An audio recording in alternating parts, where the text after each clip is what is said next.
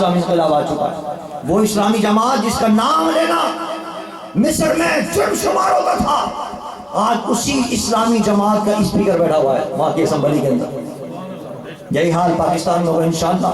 یہ جو سازشیں کر رہے ہیں نا یہود و نصارہ کے ایجنٹ کہ اسلامی جماعتوں کو نہ آنے دو، مذہبی جماعتوں کو نہ آنے دو، ساری سازشیں ناکام ہوں گی انشاءاللہ، اور اسلامی جماعتیں آئیں گی انشاءاللہ، اور پاکستان کے اندر اسلامی انقلاب لائیں گے انشاءاللہ، اور ان سب بدتخوروں سے نجات ملے گی، ان ظالموں سے نجات ملے گی. لیکن آپ کو ہمیں نکلنا پڑے گا اس الیکشن کے اندر، اور سارے لوگوں کو ووٹ دینا ہوگا.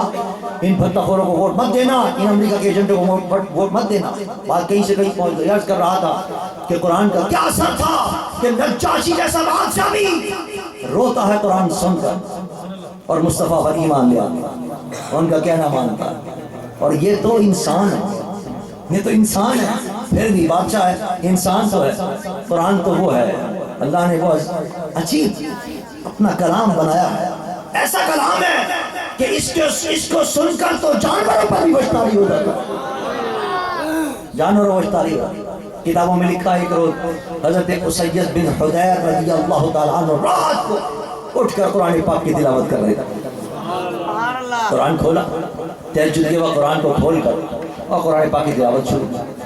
جب قرآن پاک کی تلاوت شروع کی تو ان کی چرپائی کے پاس ایک گھوڑا بندھا ہوا تھا. اس گھوڑے نے ناچنا شروع کر دیا، رقص کرنا شروع کر دیا.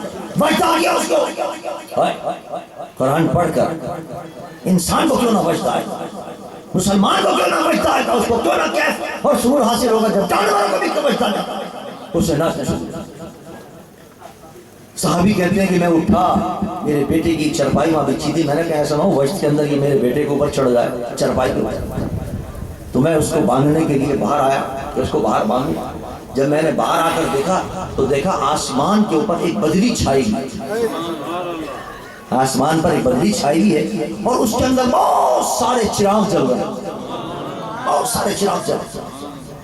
میں حیران ہو گیا، میں نے کہا یہ رات کی بدلی اور اتنے سارے بے شمار چراغ کہاں ہیں، کیا مسئلہ کیا ہے؟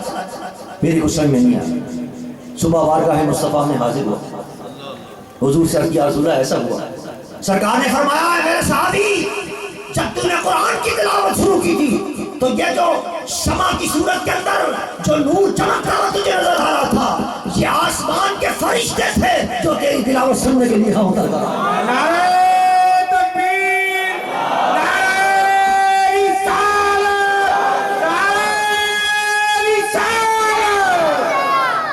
اور اگر تو سرکار فرماتے صبح تک تلاوت کرتا رہتا تو یہ صبح تک اسی طرح چمکتے رہتے، اور جتنے لوگ ہوتے وہ سب اپنی آنکھوں سے تو دیکھتے. کیا قرآن کی شان ہے. اس کو سننے کے لیے وہ آسمان سے فرشتے اترتے ہیں، اور اس کے سننے پر جانور بھی وجد میں آ جاتے ہیں. ہاں، جانور بھی وجد میں آ جاتے ہیں. یہ قرآن کا اثر ہے. پتہ چلا کہ قرآن کو اللہ نے بے مثل بنا کر بھیجا. قرآن بھی بے مثل ہے، اور قرآن جس صاحب قرآن کی زبان سے نکل رہا ہے وہ بھی بے مثل ہے. وہ کیسا بے مثل ہے؟ یہ تو قرآن کی بے مثلیت ہے. اب صاحب قرآن کی بے مثلیت دیکھیے. دنیا میں ایسا کوئی دیکھا ہے آپ نے شخص کہ جو آگے سے بھی دیکھ رہا ہو پیچھے سے بھی دیکھ رہا ہو؟ بھئی آگے اگر آپ کھڑے ہوں تو مجھے کچھ، میں اگر یہاں بیٹھا ہوں اس وقت، مجھے پتہ نہیں میرے پیچھے کون ہے، لیکن نبی کو اللہ نے یہ شان عطا فرمائی تھی کہ ان کی آنکھیں جس طرح آگے دیکھی تھی اس طرح پیچھے بھی دیکھتے تھے. بے مثل بنایا تھا. ہر چیز مصطفیٰ کی سر سے لے کے پاؤں تک جسم کا ایک ایک روح مصطفیٰ کا بے مثل و بے مثال. ایک روز نماز ادا فرما رہے